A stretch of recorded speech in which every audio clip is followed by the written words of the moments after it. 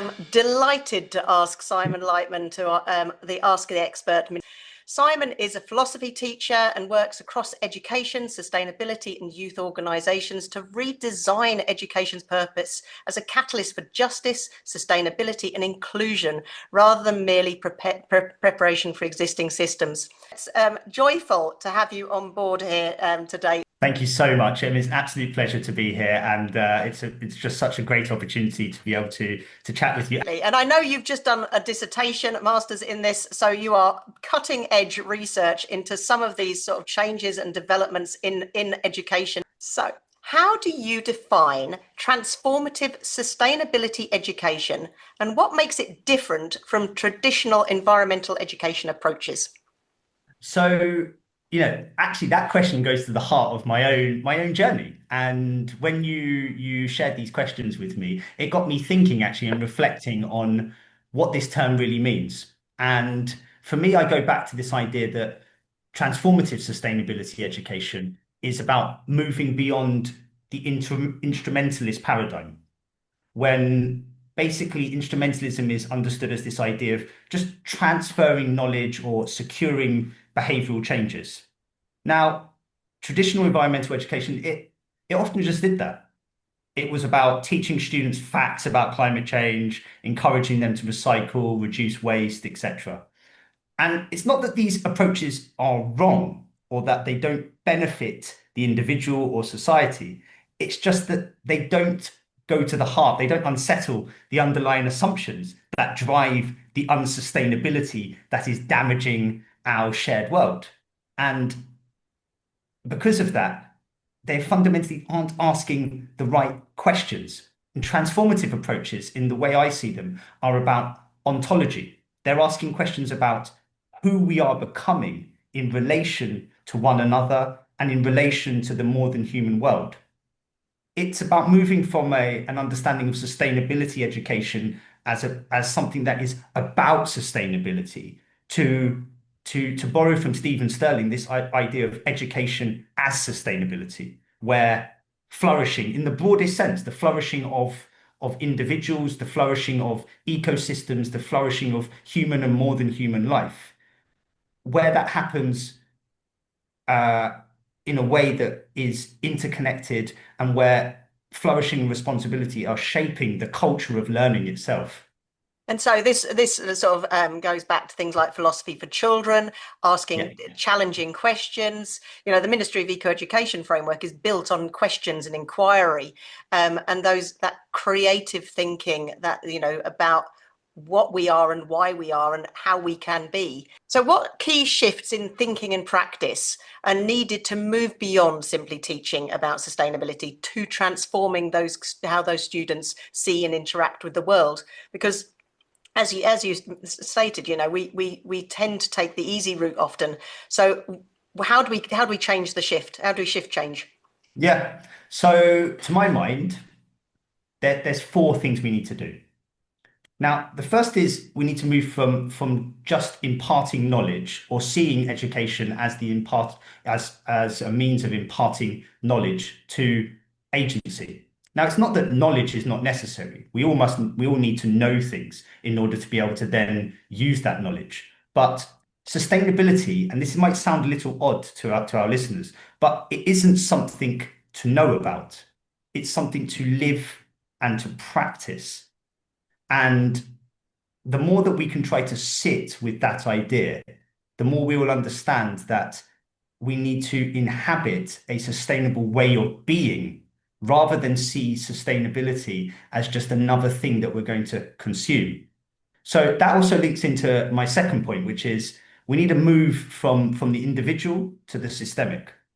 We often talk about in the circles that I guess you and I move in about ideas around kind of rampant individualism and how people are becoming very myopic, very self-obsessed, etc.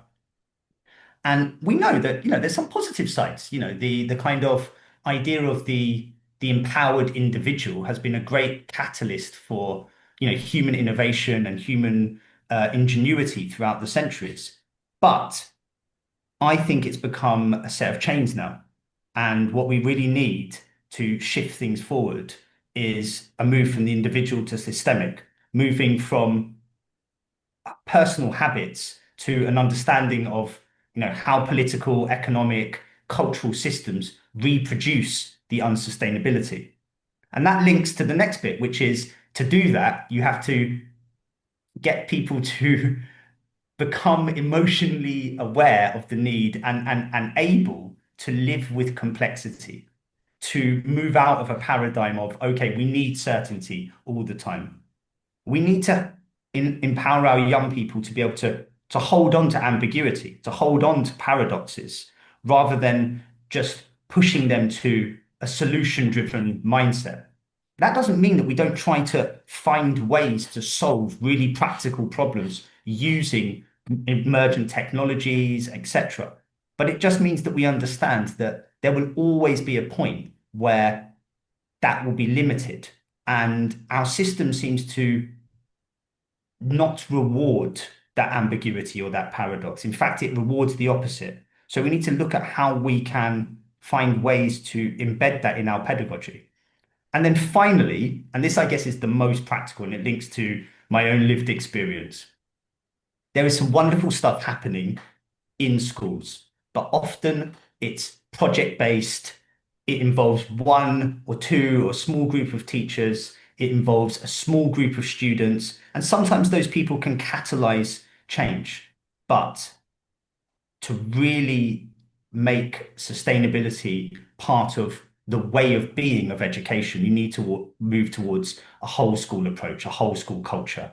And that means embedding sustainability in your governance, in your curriculum, and in your relationships across the school and or across the institution. We don't just have to talk about schools. And into the wider And community. and into the wider community. And I guess for me, that's what, if we can do those things, then that's what will begin to shift education from this kind of content-driven, knowledge-driven model to one where students are helped to experience the world and themselves in that world in a different way of being that is more appropriate to the complexity of the times that we live in. And would prepare them for the future, even more so. Yeah. I like the comments about we individual actions are fine, but we need that system change and that collective action that you can get in a school setting where all of the school is working together. That's the kind of thing that can then send ripples out and drive system change. Yeah, 100%. Um, okay, so have you done this? Can you share some examples about how this could work or works in your setting? Yeah, I mean, it's not easy work because the real challenge, Meryl, is to attack that instrumentalist paradigm that I spoke about. It's the league tables, it's the exam performance, it's the competitiveness, it's this idea of, you know, all things understood as the extraction of value to feed a kind of reputational metric. And it's very difficult to actually come up with ways to change that. But what I have seen is that it needs to begin with models of governance, first of all, which make space for sustainability, which puts sustainability on the table in a meaningful way and resource it. One comparison I often like to make is what we need to do is we need to take the word sustainability on and the semantics of it on the same journey that the word well-being has been taken on. So the word well-being and safeguarding, actually, if I'm to be more precise, probably many decades ago, it just meant making sure that kids don't fall over and plug sockets are safe. But that word has come to mean something a lot more robust and has come to be embedded across everything institutions do. And obviously, our governance systems here in the UK, for example, Ofsted and ISI, when they go into schools, they are very focused on looking whether institutions are doing those things. To my mind, we need to take sustainability, this word, on the same journey. And it needs to become something that is understood as not a peripheral, um, nice to have add-on, but something that actually sits at the heart of what we do. And So, there's no hint of irony there that safeguarding and encouraging young people to be able to feel that they can live a sustainable life and do so, say this is, the climate emergency is a safeguarding issue, and so they should be intertwined. I think that's something I feel quite passionately about. yeah, Young people are at risk, and a duty of care of educators and the whole school community means that we should be taking this very seriously. 100%. I mean, just this weekend, our mutual friend Margot Cox put a post on LinkedIn which said exactly that, and it struck me. She said pretty much word for word what you've just said, that sustainability is safeguarding. It's about safeguarding the future.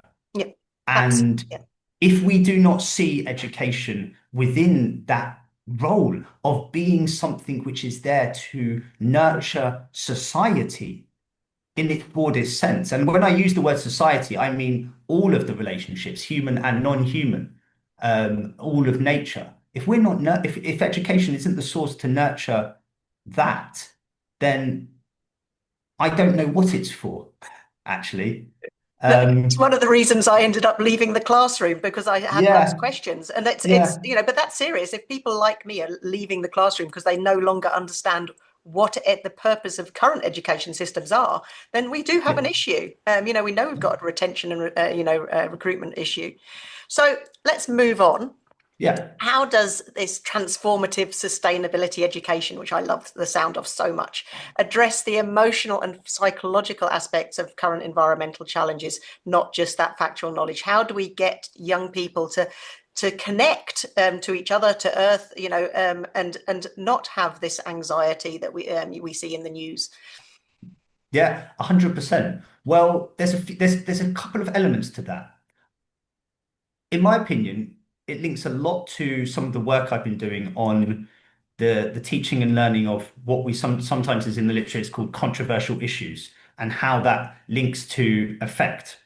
Because environmental challenges are not just intellectual problems. They inhabit a slightly different space, and we need to recognize that difference. In fact, we already mentioned earlier before we started recording the work that you and I are both involved in writing a letter to the Department for Education to promote the idea of this different approach to education. And one of the reasons that I'm very passionate about doing that is because I think that transformative education needs to make space for understanding that education is a space of emotion and that good learning takes place when emotion is integrated and registered. And at the moment, the piecemeal approach where we just touch upon sustainability in geography or whatever, even if you have amazing geography teachers or amazing science teachers, that is not giving enough space to the emotional element of it. And because environmental challenges and sustainability challenges, they're politically contested and they're personally confronting. We need to understand that our young people are growing up in the midst of a poly crisis. And we talk about the mental health crisis. And of course, that has various elements. And I'm not going to be reductive and just say, oh, well, it's just because of, massive global crisis, it's environment, it's AI and stuff. But students are growing up in a world where grief, anger, despair about the state of the future are just the everyday reality. But we need to bring those effective elements into our learning because that's what creates the opening for the ethical reflection and the critical dialogue. And to do that, we need dialogic pedagogy. We need a kind of pedagogy of hospitality where we invite students in to speak openly, to wrestle with disagreement, to process their feelings without being shut down. Because if we don't do that, we won't get transformation and we won't get the type of people who are able to inhabit the world that we are in and are creating and potentially change it for Change the it. better. I know, I totally, that resonates with me. That Yeah, and I think that one of those, one of the reasons we need that cross-curricular approach. And it's not just the Ministry of Eco-Education and a couple of organisations. There's lots and lots of impressive organisations, Yeah, UCLIOE, you've got Global Action Plan, you've got the SOS and Teach the Future, you've got NAE, all saying we need this as a cross-curricular approach to give the space and the time to improve oracy and communications, to address complex maths, criteria. How many solar panels do you need? How many wind turbines will the yeah, country need? There's so many ways you can embed, climate and nature into any aspect of the curriculum. Economics, why aren't we talking about donut economics and other models of the future, which will actually be more use to those young people? 100%. Yeah, so I'm very much wholeheartedly in support of the recent report that's been produced by UCL and Global Action Plan. So critical thinking. We can, I've seen lasting change in students, and I think, for me personally, I think you maybe have to see it to understand it sometimes. Yeah. But I'm sure in your school you've seen, students have changed as a result of the conversations you have with them, what you've done with them in the classroom. So let's move on to do critical thinking. Yeah. So how do we do it? How do we get students to be able to think about the current systems, the power structures, because we've got a lot of issues with power, and I think a lot of people feel that we don't have power, but as a community we do. So how can we include critical thinking and understanding about power in our education? Yeah. But I guess that unsurprisingly, given that I'm a philosophy teacher, critical thinking is, to my mind, is the backbone of this. Unsustainability is not accidental. It's directly related to the systems of extraction, inequity, and growth. You mentioned donut economics as an alternative model just now. It's an alternative because the system we have is based on unsustainable practices. And to my mind, critical thinking is about inviting students to interrogate those systems, and to start to see them not only as symptoms, but as something which actually is a cause of what is happening. So transformative sustainability education requires critical pedagogy. I'm very influenced by the work of people like Paulo Freire, and his work around, the ideas of justice. For me, it's about epistemic justice. It's about asking questions about whose knowledge counts, whose futures are imagined, and who holds power. That's why, proper critical thinking will make space for engaging with the other. That's where we can bring in ideas from what's often called indigenous knowledge systems, although I'm always a little bit uncomfortable with that because I find that phrase is a little bit othering in itself. But what we need is to help students to learn to have the capacity to critique the world as it is, while simultaneously kind of, I guess like rehearsing the world as it should be. It's not just about them. We need them to imagine Yeah, a better future so that they can create it. And that's all about, using our creative and critical thinking skills that sometimes feel like they're pushed yeah, aside when we're trying to regurgitate yeah. knowledge for exams. But in a real, so just to jump in a little bit more there, it, to my mind, you have to understand. You mentioned power structures, understanding dynamics of power and how that relates to how we're even consuming or sharing knowledge around these issues is absolutely fundamental. That's why it has to be emotionally charged, because questions of power and position go to the heart of this. We all know that the ones who lose out because of climate are not the rich. They are not the powerful. They're not the people in the minority world. They're the people in the majority world, right? And if we're not speaking to that truth, then I think basically we're not doing the work properly. But it has to begin young, Meryl. We And can't just, yeah, we have to have critical thinking embedded in our in our national curriculum from a young age. We need to make space for it. We need to train teachers. We should have critical thinking at Key Stage 2 and Key Stage 3 and Key Stage 4 as part of the national curriculum with a really thoughtful, well-made, you know, curriculum map which can help teachers to guide pupils through this type of thinking. It shouldn't just be a nice thing that only independent schools, which have got the money and means, can offer people, because Absolutely. And all we people need, deserve to have an education that yeah. is fit for the future. Sorry, And we I'm need, going off on no, one now. no, You've got me that's fine. quite animated. But we need space. We need time to be able to have those conversations and those discussions. Where do you think we're going? Yeah, What do you foresee the future is?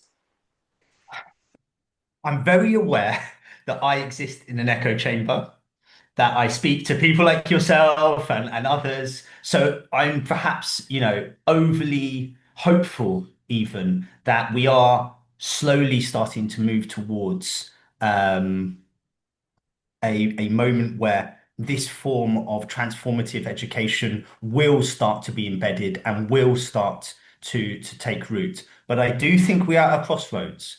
I don't want to go off too much on a diversion into politics, etc. But the forces which are at play in the world, which are anti-progressive in every sense, are very, very vocal.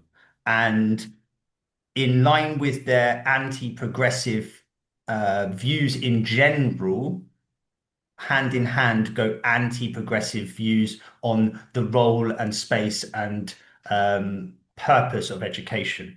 So it's very important, especially right now, that we make our case very clearly for why what we're talking about is the most effective way to create the conditions for flourishing. So I guess the field is moving in two directions. There's, you know, you've got movement from, just an optional kind of enrichment activity that people do their eco schools accreditation to a systemic expectation. I think whole school approaches will slowly become something that is a strategic necessity. I hope that forward-thinking schools will get to the point where they will make it a marker of what they are and what they sell, so to speak, to their students, to the community, to parents, that this is what they do. And this isn't Um, just about having a climate action plan which says, oh, we're going to put a bit of sustainability in the curriculum. This is about an ethos at the very heart of a school that pervades through that entire school, all age groups, all subjects, and hopefully that, I think there's potential. I do. You have to. yeah, Um, but it's not an easy ride. I think both of us would recognise that. Whichever school setting you're in, there's a lot of inertia and to try and yeah, keep things the same. And it involves people being disruptive, people being outspoken to try and yeah. push this. I also think that perhaps we've actually crossed a watershed moment without realizing it, and that actually we might things have changed, and we don't need to be maybe talking about sustainability anymore.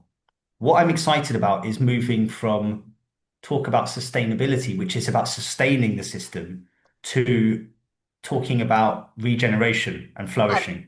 and So absolutely, that was my last question. yeah, Given the scale of the crises we're in for nature and climate, I think it's time to move beyond. Let's miss the step, as many schools haven't even got sustainability education in a way, that regeneration. And so, what is yeah. regenerative education? What does that look like? I guess for me, wow, if I could put a nail on it, it's about moving from this kind of logic of reducing harm to a logic of abundance, reciprocity, and shared well-being. It's about creating those conditions for renewal and repair, because we have damaged, we have hurt, and now we need to sit with what we have done.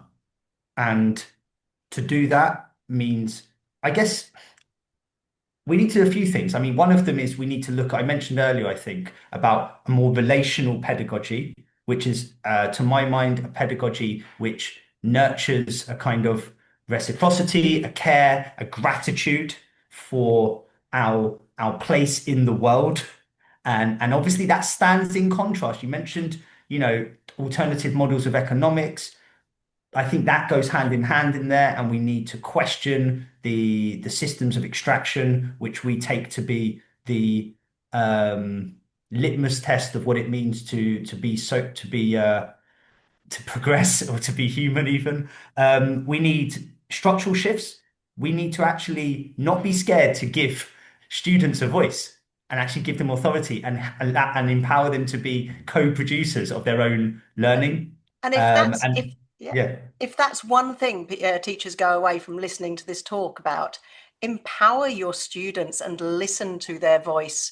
yeah, Youth voice for me has been, an amazingly humble experience. On Monday, yeah, I'm actually working with Youth Parliament in Youth Council in Newcastle, and we're doing a whole workshop on who has the power, yeah. to try and break those structures down in our heads so that we understand them better and how we can be empowered to take action for a better world. I mean, just as a quick aside, before we come back to regenerative education, yeah, I mean, stuff like the Youth Parliament. Firsthand, when we set up the City of London Youth Natural Environment Board, and I've had the opportunity to work alongside incredible youth leaders like Jacob Sprague and Olivier Hines. Um, these young people are visionaries. They are people who are willing to walk the walk and to actually, There's you know, so many of them. Clover Hogan, Pym. Yeah, no, there's so yeah, many yeah. And amazing it's voices. our job as teachers, as educators, whatever word you want to give us, is to create the conditions for others to do amazing things. That's what I do. I try, my way of trying to solve the issues is by the power of education. And I'm really, so grateful that I have that opportunity, this platform, et cetera, et cetera. There are other people out there doing other things to solve these issues. Some of them are working on technical solutions. Some of them are on the field, literally working with the people who are the victims of climate change because their homes have been wiped away. But all of us together are part of a global understanding that we need to wake up and we need to be willing to ask difficult questions and make difficult choices as a global community in order to solve, you know, issues which ultimately, and I know it's trite to say, are of everyone's interest. And If I we think only could open our eyes a little bit. I know we need to look up. Yeah. We need to, Yeah. that Look Phil that up. said it all. Look up. Yeah. Just um, on that note, Simon, my video time is up. I'm afraid to say that has been an amazing conversation. Those questions and the philosophy behind education, pedagogy. There's so much we can talk about. I'm sure I'll come back to you again. But 100%. Thank you so I'm much for this I'm just opportunity. I I'm gonna really appreciate I'm it. gonna stop this recording.